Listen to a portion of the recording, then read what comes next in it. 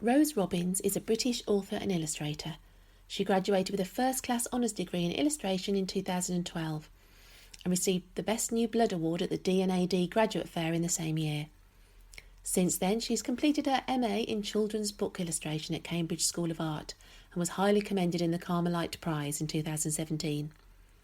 Rosie's recent books are inspired by her own life with an autistic sibling and celebrate the highs and lows of having a much-loved but differently abled brother or sister. She talked more about her latest title, Talking Is Not My Thing, with Just Imagine's Nikki Gamble. I'm really interested to know a bit about your background and in particular your journey into children's book illustration.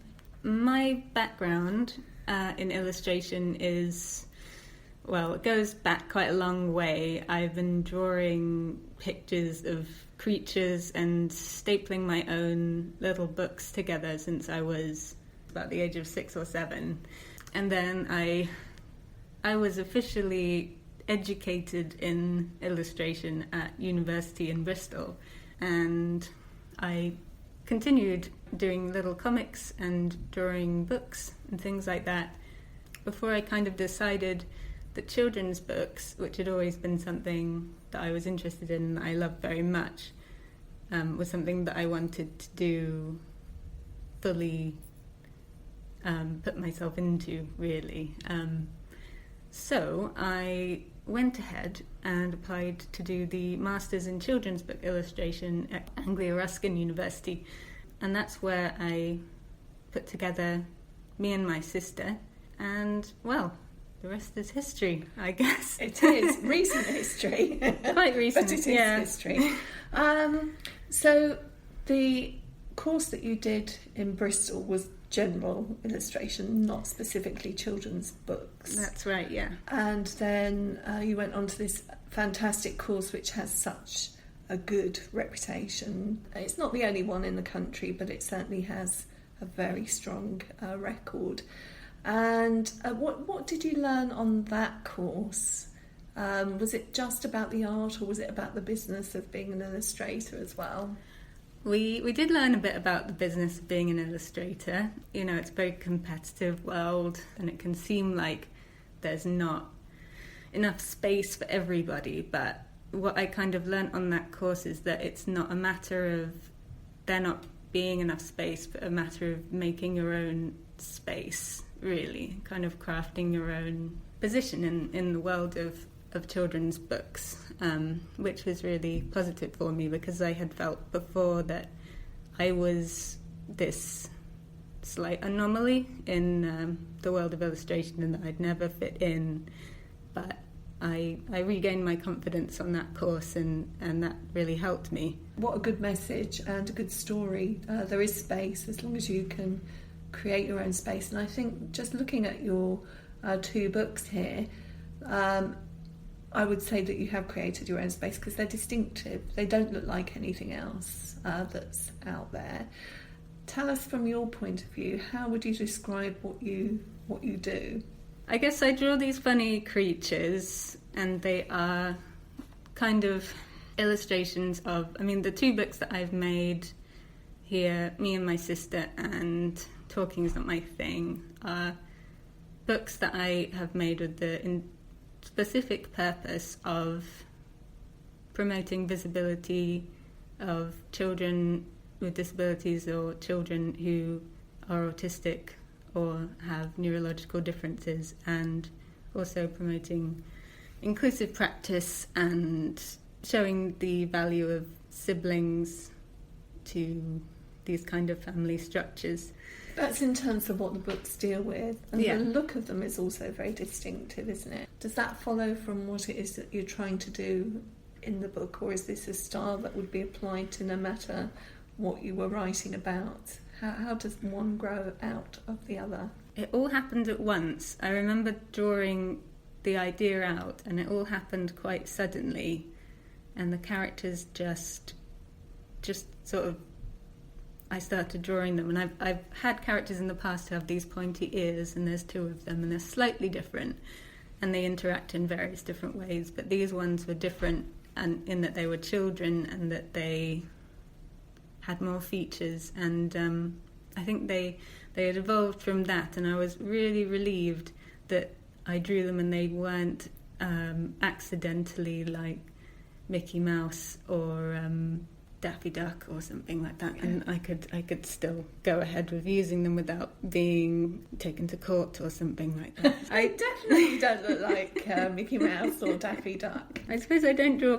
I haven't drawn them as humans, and when I draw humans, I draw humans with the specific intent of drawing humans. I naturally don't really draw human beings, and I don't really know why that is. And what kind of materials and things do you use? Are they painted or printed?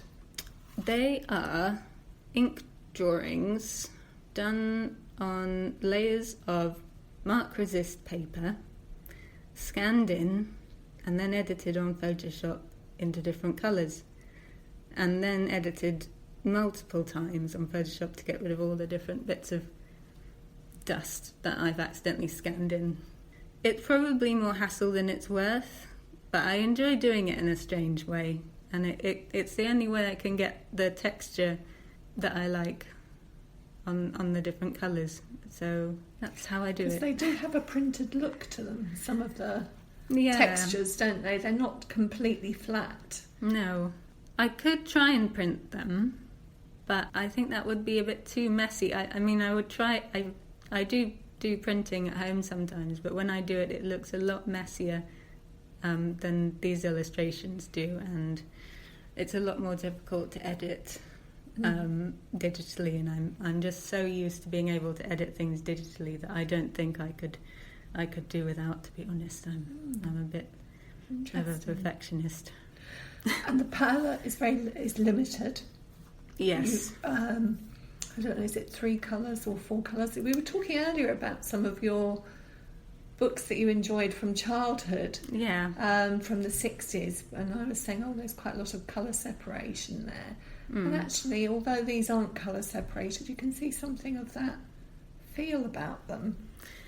Yeah, I always used to draw just in black and white, and then one of the technical instructors at university suggested that I added a colour, just one colour, to my drawings, and I thought, okay, just one colour, I can handle that.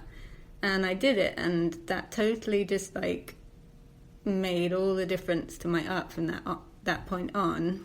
And then I started adding more and more colours, which was really exciting. And so I suppose I've always been into limited colour, really. I can't use loads of colours. When I do, it all just gets a bit muddy, really. It's a bit like when you try to mix too many paints together and it all just goes a bit murky.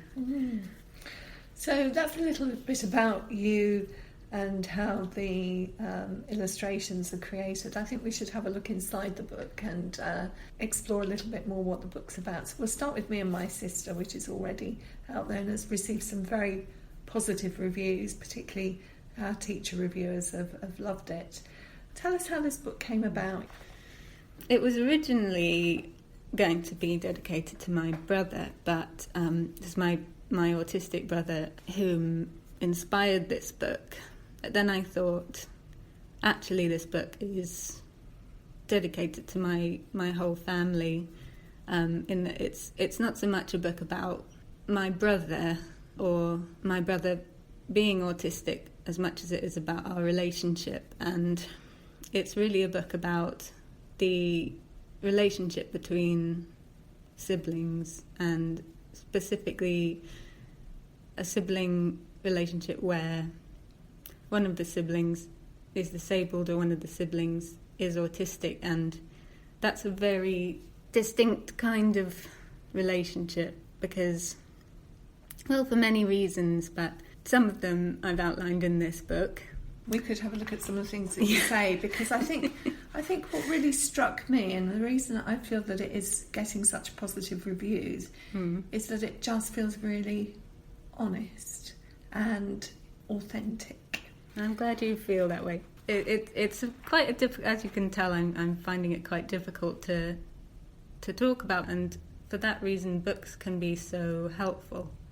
and so useful. And to see your experience that you find quite difficult to articulate in a book can just be very liberating, and that's part of the reason that I wanted to make this book for younger people, so that they had the opportunity a bit earlier than most of us do. I used to facilitate a support group for adult siblings, so some of the parts of this book are actually inspired by some stories from that group, as well as my own experiences. There's a tremendous warmth in it as well, it has to be said, and it is actually a joyful book. There's a lot of family happiness in here. So there's the positive in almost everything, isn't there? So, for instance, we're looking at a page here which is about food and eating different foods, but actually there's more.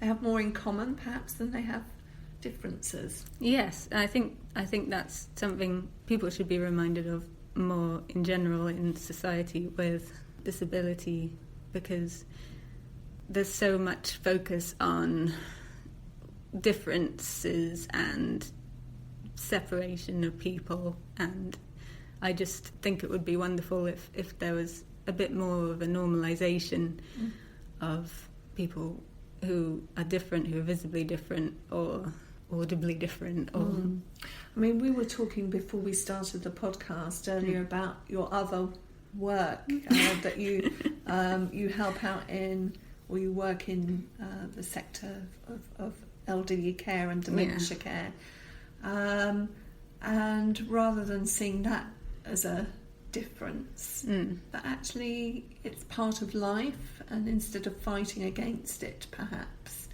to go with it and get the positive out of it might be a better way for all of us to go. Yeah, I think it's definitely good to focus on what positives that you can, but at the same time not take for granted, you know, if you are struggling, to be able to express that. And there's part of me and my sister that I felt needed to go in, which is the part where the brother is complaining a little bit about he's getting told off. This bit. Sometimes I get told off even when it's not my fault, and my sister doesn't. And absolutely classic experience for most siblings who have a disabled brother or sister. And this page doesn't really have a resolution, because there's not... What a lot of books will do is say, it's because my sister can't understand this, or it's because my brother is autistic, or this or that. And I used to get quite upset because I wasn't convinced by this explanation that my brother didn't understand. I thought, oh, he does understand. He's just doing it. It's not fair. Why can't I get away with this? And I think those will be quite familiar thoughts to other children, you know, how come they can get away with it, this, and that. And you don't like thinking those thoughts about your brother or sister. It makes you feel guilty in the long run. And there's better ways to encourage empathy, I think. And I think overall encouraging closeness, encouraging ways to engage and be having a closer friendship and understanding the brothers and sisters' condition in small ways can be really helpful. I think it's a really interesting one for school as well, because clearly this is in a home setting. Yeah. But equally, these things happen in the classroom, and it could be that a teacher has to deal with it in a particular way with one child, and it might not seem equitable to other children. Yeah. What else did we find? Let's talk about this one, public perception. Oh yes, I love reading this one. There's a previous page. Maybe I should read the previous page, because otherwise it doesn't make much sense. My sister knows how to make me laugh, and they're running through the garden chasing a little butterfly. And they're messy. They're very messy, yes, covered in mud. But strangers don't always see her the way I do. and there's a bunch of people, they're strangers, and they're kind of side-eyeing them. And the sister is saying, "Poody, poody, poo." And goodness only knows what that means, you know. So that is a kind of, it doesn't sound polite, but that is a polite kind of example of something that my brother might have exclaimed while we were out and about in public. In the supermarkets are often the venue of stranger encounters for families, and it's hard because, once again, there's not a whole lot that you can do besides reassure and educate children and hope that they can understand that it's not their siblings' fault, it's other people, them not knowing, them not understanding what's going on, and that's for whatever reason that they haven't come across this kind of behaviour before. To them it might seem aggressive, to them it might seem that they're being naughty, and their way of dealing with it might be to scold, or it might be to look in an angry way towards the child. There's lots of positive things in here. Maybe we should have a look at some of those. What would you pick out as the most joyful page? This is my favourite spread because this is very reflective of me and my brother and how we would interact together. And my brother, when he needed to be alone, it was very, very clear, because he would go into his room, blanket over his head, and he'd kind of wave you away, a bit like the Queen. And so you'd be like, okay, see you later. So there are clear signals. Yes, very much so, very much so. And if he was happy to see you and have a chat, you could bring him a book and you could look at a book together. And so that was wonderful. So this page, I can read, let's see. Sometimes my sister just needs to be alone. And sometimes she doesn't.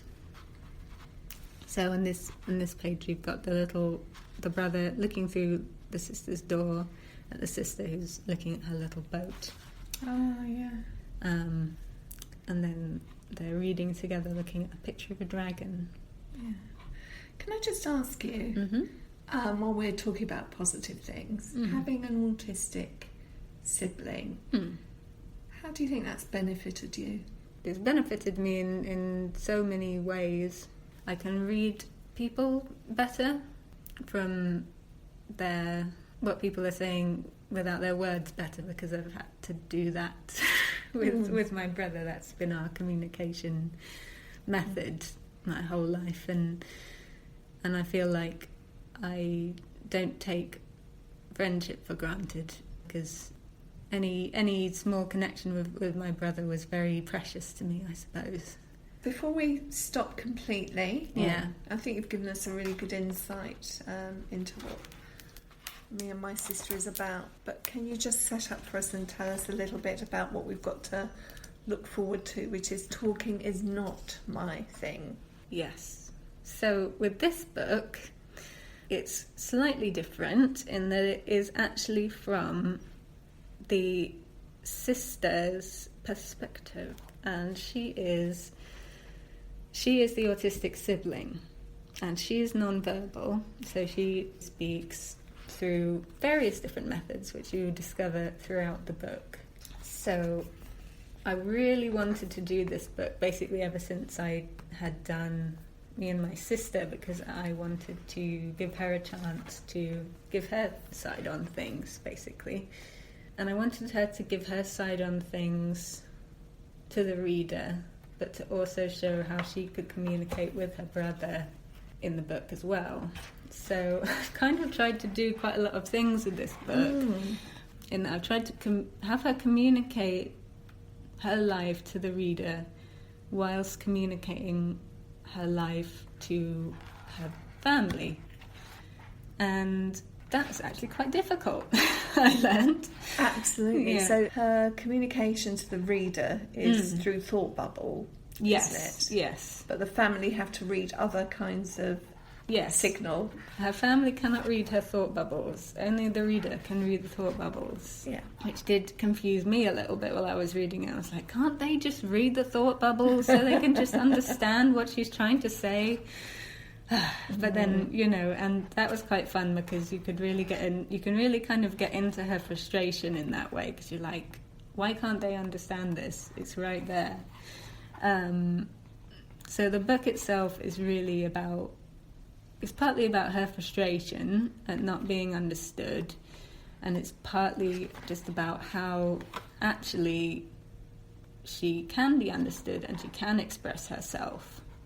And she can not only do that, but she can actually lead activities with her brother using her skills that aren't communication.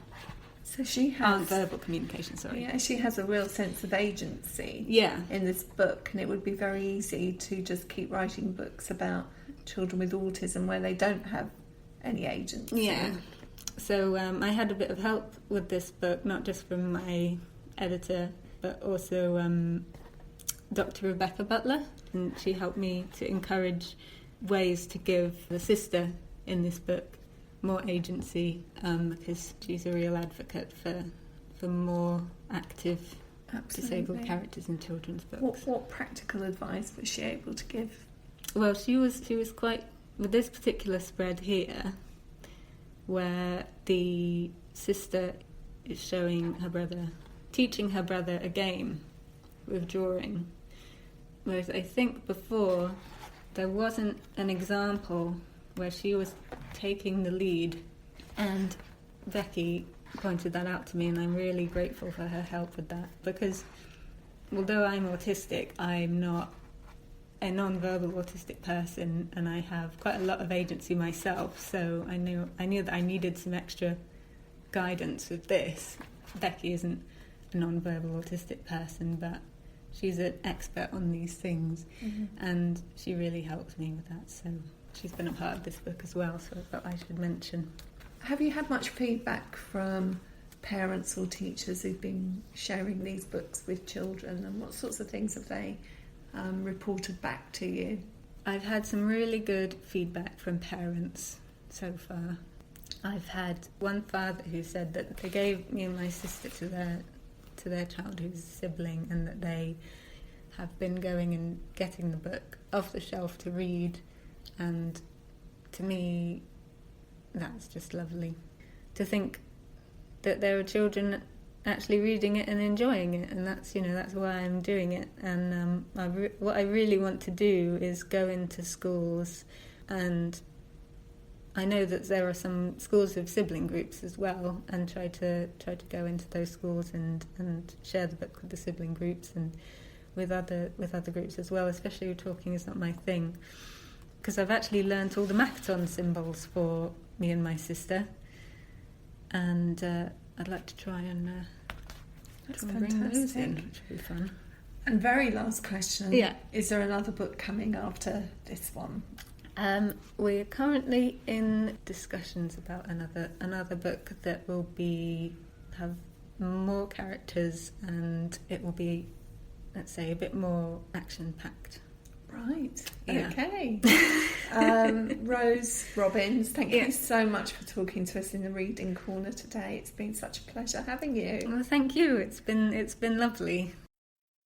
Thanks for listening to In the Reading Corner with Just Imagine. If you've enjoyed this podcast, you can find many more on the podcast section of our website, justimagine.co.uk, plus via iTunes or your usual podcast provider. Don't forget to pass the pod and recommend this fantastic free resource to your friends and colleagues. Just Imagine also has a free fortnightly newsletter packed full of the latest news, CPD training, reviews and giveaways. To sign up, visit justimagine.co.uk/newsletter.